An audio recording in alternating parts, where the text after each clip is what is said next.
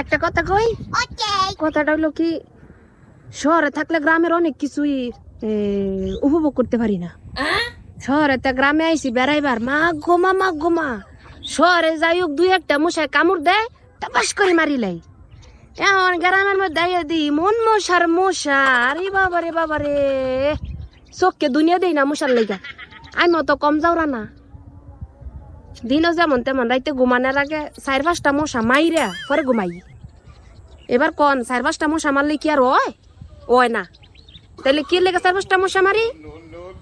4-5টা মশা মারি যে সেই 4-5টা মশা রে সব মশা লয়ে হাসপাতাল দৌড়াদৌড়ি করে, এই ফায়দা আমি ঘুমাইলে।